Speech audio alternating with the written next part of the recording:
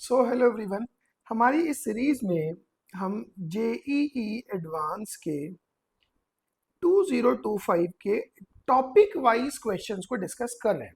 Fine. तो आज वाली इस वीडियो में मैं लेके आया हूँ एडवांस में वेक्टर 3D से आए हुए सारे question. Like this particular question you see, this is from paper 1। ये मल्टी करेक्ट में वेक्टर्स का क्वेश्चन है। एक मैंने ये क्वेश्चन लिया है, ये पेपर 1 से ही वेक्टर्स का क्वेश्चन है फ्रॉम न्यूमेरिकल आंसर्स। ये एक कॉलम मैच आया हुआ है पेपर 1 में ही, और ये वेक्टर से एक और क्वेश्चन है, ये पेपर 2 में न्यूमेरिकल आंसर्स में था। Alright, so one by one discuss करेंगे, स्टार्टिंग विद दिस क्वेश्चन। देखो, इसके क्वेश्चंस में वेक्टर 3D में हमेशा बहुत हेवी वेराइटी नहीं होती है। There are very limited things specially in 3D में जो पूछते हैं। Got it. अब ये क्वेश्चन भी ऐसा ही है, बस ये लेंदी है। इसमें they have tried to ask so many things. देखो, वन बाय वन करते हैं, थोड़ा सा टाइम कंज्यूमिंग है, ध्यान रखना। L1 be the line of intersection of the plane given by these two equations। ठीक है, L2 एक लाइन है जो इस पॉइंट से पास हो रही, पैरेलल टू L1 है, तो मुझे पहले L1 के डायरेक्शन रेशियोज चाहिए। नाउ ये जो पहला प्लेन है, इसका जो नॉर्मल है that is along 2i cap plus 3j cap plus k cap, और जो N2 है, मतलब जो सेकेंड प्लेन का नॉर्मल है, that is along i cap plus 2j cap plus k cap. तो इनकी जो लाइन ऑफ इंटरसेक्शन होगी that will be along N1 cross N2, that is determinant i cap j cap k cap 2 3 1 1 2 1। So that is, अगर ये cross product करेंगे हम, i cap minus j cap plus k cap. Got it. तो इसके along वो line of intersection होगी। Fine. Now L2 be the line passing through the point this and parallel to L1। तो line L2 की equation लिखो जी। L2 पास हो रही है 2 माइनस 1 3 से, सो it is x minus 2 y plus 1 z minus 3 divided by 1 minus 1 1। Alright, और ये L1 के पैरेलल है, वो मैंने डायरेक्शन रेशियोज मेंटेन कर दिए। M denote the plane given, M denote the plane given by this. ये प्लेन है जिसका नाम M रखा है। Suppose the line L2 meet the plane M at Q। Okay, so पहले मुझे L2 पे एक पॉइंट चाहिए। So a point on L2, a point on L2। तो L2 पे जब आपको एक पॉइंट चाहिए, that point can be lambda plus 2 minus lambda minus 1 lambda plus 3। अच्छा, ये पॉइंट M पे लाई करता है, इसको M पे लाई करा दो। So twice of lambda plus 2 minus lambda minus 1 minus 2 times lambda plus 3, this goes 6. So it is 2 lambda plus 4 minus lambda minus 1 minus 2 lambda minus 6 goes 0. Got it? तो ये 2 lambda से 2 lambda हो गया cancel. So lambda comes out to be minus 9. Got it? तो उससे point Q आ गया। Q क्या आएगा? इस माइनस 9 को उठा के रख देते हैं। सो that is minus 7, 9 minus 1 8 and minus 9 plus 3 हो गया माइनस 6। तो इससे क्या आ गया? ये पॉइंट Q आ गया। Now R is the foot of perpendicular drawn from P to the plane M। अब P पॉइंट है ये। नाउ सी, प्लेन के नॉर्मल के डायरेक्शन रेशियोज हैं। अब ये प्लेन है, ठीक है। The plane is 2x plus y minus 2z, 2x plus y minus 2z equals to 6। इससे मुझे फुट ऑफ ऑल्टीट्यूड चाहिए from point P। P point था अपने पास 2 minus 1 3, 2 minus 1 and 3। This is the point you are looking for. Alright, so पहले तो मैं लिखूंगा, मान लेते हैं ये पॉइंट H है। So again equation of HP will be what? X minus 2 y plus 1 z minus 3 divided by 2 1 minus 2। Got it. इस पे किसी पॉइंट को H को एज्यूम करना है। I will assume 2 mu plus 2 mu -1 -2 mu +3। Got it. अब इस H point को प्लेन पे लाई करा देंगे। So twice of 2 mu +2 plus mu -1 -2 times -2 mu +3 is equals to 6. So it will be 9 mu is equals to 6 and 6 12, 12 and 1 13, 13 minus 4 9। तो यहां से mu की वैल्यू आ गई 1। सो म्यू की वैल्यू 1 आ गई, मतलब h आ गया 4 0 माइनस 4 0 + 1। ये क्या आ गया अपने पास, h आ गया। देखो इतना लेंदी क्वेश्चन है, इतना कुछ करवा रखा है ना कि मतलब छोटी छोटी गलती से आपका काम खराब हो सकता है। Got it. अब बात करते हैं, ये क्यू पॉइंट था अपने पास, ये अपने पास आया पी पॉइंट, ये रहा। Got it. और आर जो है, ये एच बेसिकली यही पॉइंट आर है, ये अपने पास आया पॉइंट आर। उसके बाद में अब छोटी छोटी लेंथ की बात कर रखी है, length of the line segment P Q. चलो जी पहले पी क्यू निकालते हैं। पी क्यू कितना होगा, अंडर रूट में 81 plus 81 plus 81, that is 9√3। What is the option, 9√3। A option correct है।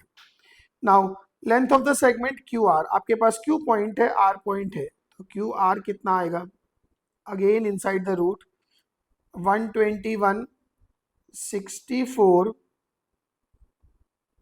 And 49, 121 64 and 49, this is 234। ये क्यू आर आ गया, they are providing Q R edge, ये गलत हो गया। Now area of triangle P Q R they are talking about. अब आप सोचो पी क्यू जो है वो इसी प्लेन में कहीं कोई पॉइंट है, क्यू क्या था, P Q plane M at Q, यहां पे कहीं पॉइंट क्यू है। फाइन, तो इस तरह से ट्राइंगल बनेगा। So area of triangle P Q R is going to be what, half base length. तो पी से प्लेन का distance which is P R, P R आप निकालोगे तो वो 3 आ रहा है। So it is 3 into under root of 234। All right, so this comes out to be 3/2 under root of 234, ये भी करेक्ट है। Acute angle between P Q and P R. अब आप अगर पी क्यू और पी आर के बीच के acute angle की बात करोगे तो सिंपली अगर मैं इसको थीटा मानूं, गॉट इट, तो cos थीटा कितना हो जाएगा, cos theta will be P R which is 3 upon P Q, P Q is 9√3, that is 1/3 under root 3, and they are saying it is 2√3, तो ये भी गलत ऑप्शन है। अंडरस्टूड। तो आपने देखा क्वेश्चन में कुछ नहीं है, बस ये भी करो वो भी करो, ये डिस्टेंस निकालो वो डिस्टेंस निकालो, इतना ही काम है। Got it. वेल, इस क्वेश्चन पे आते हैं। For any 2 points m and n in the xy plane, m and denote the vector from m to n। All right, चलो नाउ दे आर सेइंग एक ट्राइंगल है P Q are, 3 distinct points in the xy plane। Let us assume एक triangle है, this is p q r। Fine. S is the point inside the triangle such that SP plus 5 times SQ plus 6 times SR is going 0। मान लेता हूं यहां पे कोई point S है। Got it. तो SP plus SQ plus 5 times SQ plus 6 times SR। अच्छा, S को तो मानते हैं origin. I assume this is position vector P, this is position vector Q, this is position vector R। That means given to me is P plus 5 times Q plus 6 times vector R equals to 0। All right. Now, E and F are the midpoints of the side PR and QR। E and F be the midpoints of the sides। PR का midpoint है E and QR का midpoint है F। इनको join कर देते हैं ऐसे, fine. Then the value of E F की लेंथ की बात कर रहे हैं और ई एस की लेंथ की। देखो सिंपल सी बात है, ई एफ तो क्या आ जाएगा, ई एफ होगा पी क्यू की लेंथ का हाफ, क्योंकि मिड पॉइंट थ्योरम से हमने 10th में पढ़ी हुई है। So E F is half of magnitude of P Q, तो ई एफ का मैग्नीट्यूड ये होगा, that is half of P minus Q. Got it. Now E S की बात करनी है अपने को। See, E S, S already origin है, ई क्या है, वो पी और आर का मिड पॉइंट है। तो ई एस को मैं लिख सकता हूं half of P plus R, that is half of P plus. अच्छा, आर को ना इस वाली इक्वेशन से सब्स्टिट्यूट कर देते हैं, minus P minus 5q upon 6। Got it. So it is half of 6p minus p is 5p minus 5q upon 6, correct. तो E S magnitude is 5/12 times p minus q magnitude. Now what they are asking, length of the line segment EF upon length of the line segment ES. So EF magnitude upon ES magnitude is 1/2, और P minus Q mode तो cancel ही कर देंगे, upon 5/12, that is 6/5, that is 1.2। Understood. बहुत simple question था ये।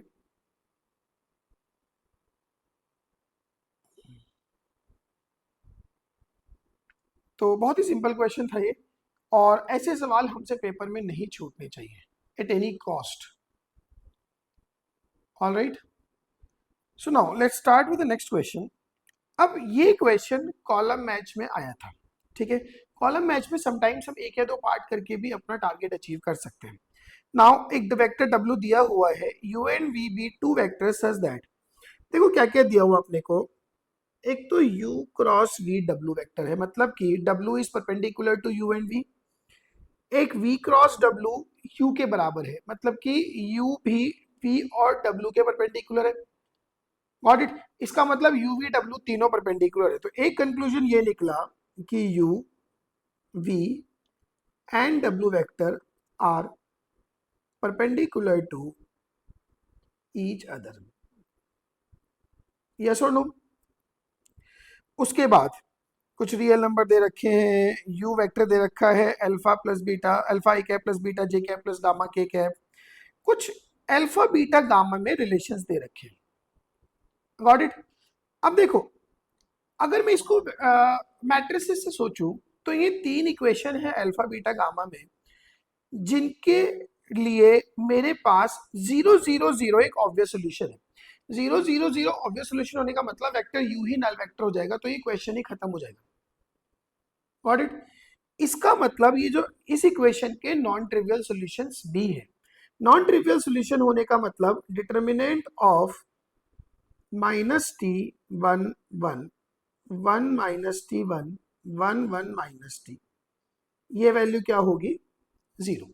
अगर मैं इस डिटर्मिनेंट को सॉल्व करता हूं, देखो इस पूरे में से आप -t+2 को कॉमन ले पाओगे, तो 1 1 1 1 -t1 1 1 -t, this will be 0।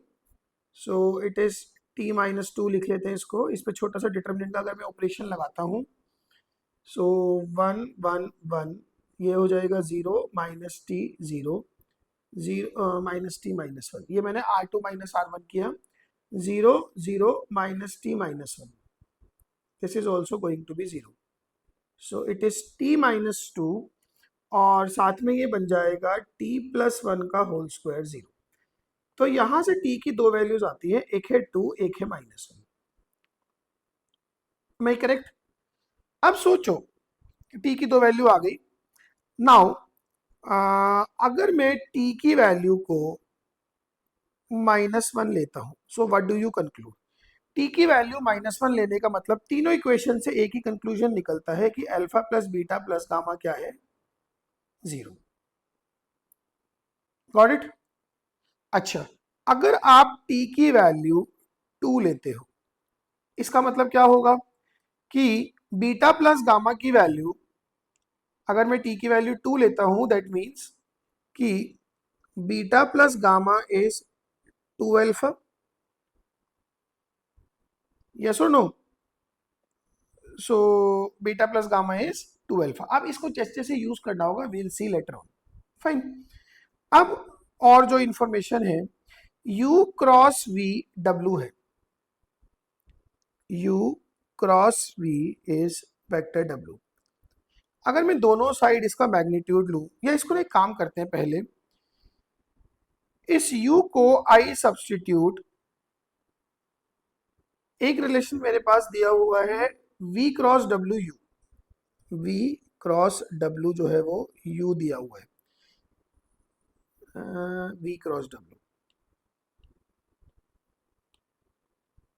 एक काम करते हैं, इसको v क्रॉस w को लिख लेता हूं u cross v is u vector. Now ये बनेगा magnitude of v square into vector u minus u dot v into vector v is equals to 0। Got it? Sorry, is equals to vector u, that is magnitude of v square minus 1 into vector u is equal, अब देखो u dot v, u v w तीनों perpendicular थे, तो u dot v क्या हो गया? 0। इसका मतलब मैग्नीट्यूड ऑफ v कितना आ जाएगा? 1। तो मेरा एक ऑप्शन तो मैच होता है कि मैग्नीट्यूड ऑफ v स्क्वायर जो है वो 1 है, मतलब उसका आंसर 2 आएगा, जो सिर्फ d को छोड़ के सब में ही दिया हुआ है। Got it? Now they are saying कि अल्फा की वैल्यू अगर √3 है, अल्फा की वैल्यू अगर √3 है, तो बीटा प्लस गामा कितना है? अच्छा, एक चीज सोचो, बीटा प्लस गामा 2 अल्फा होगा। अगर अल्फा की वैल्यू √3 लेता हूं, तो बीटा प्लस गामा कितना हो जाएगा? 2 √3। इसका मतलब बीटा प्लस गामा का स्क्वायर कितना हो जाएगा?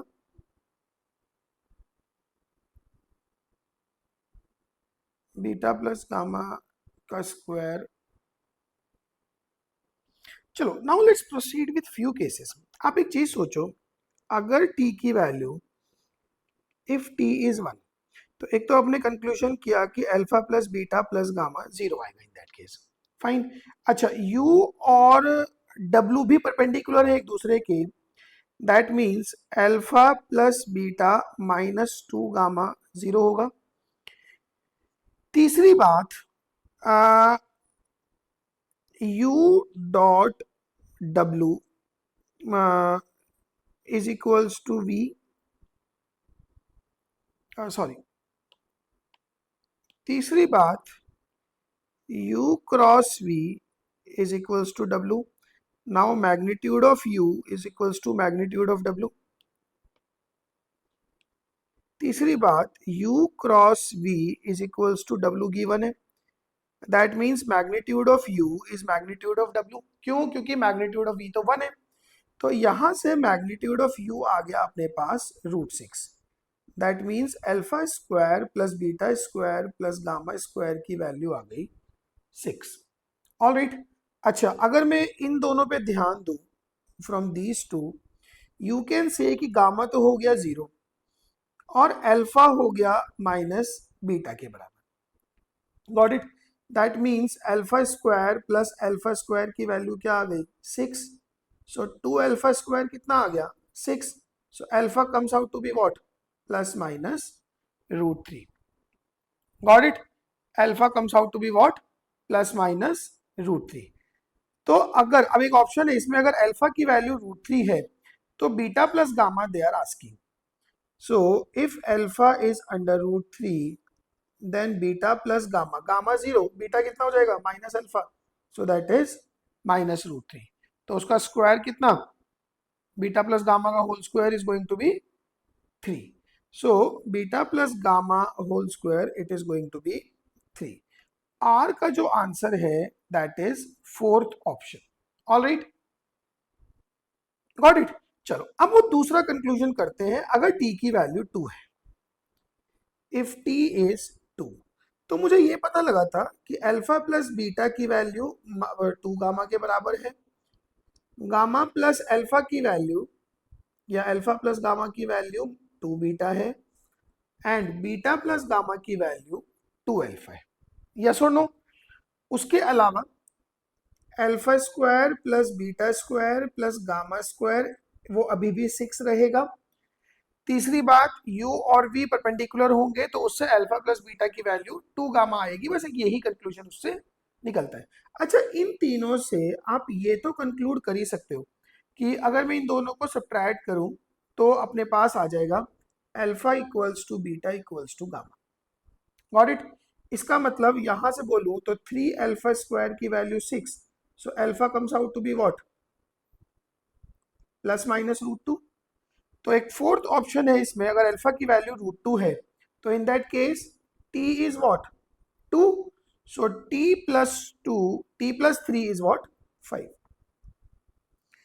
तो पी का आंसर 2। अच्छा, एक और ऑप्शन है, अगर अल्फा की वैल्यू अंडर रूट 3 है then gamma square they are asking, gamma square तो 0 ही है ना? अब यहाँ पे था ना अगर अल्फा रूट 3 है, in that case we have calculated gamma as 0, तो इसका आंसर बनता है 0। So the correct code is P2, correct code is P2 Q1 R4 and S5, P2 Q1 R4 and S5. So A is the correct answer for this question. All right, चलो अब हम ये अच्छा question था, थोड़ा thought provoking था। Now paper 2 में vector 3D से बस एक ही क्वेश्चन आया था, consider 3 vectors X Y Z and 2 distinct positive real numbers alpha beta, जो इस तरह से डिफाइंड है।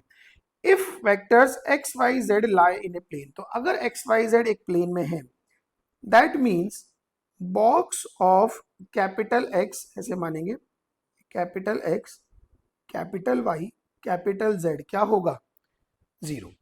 इसको मैं लिख सकता हूं box of small X Y Z, क्योंकि capital X Y Z small X Y Z के लीनियर कॉम्बिनेशन में है,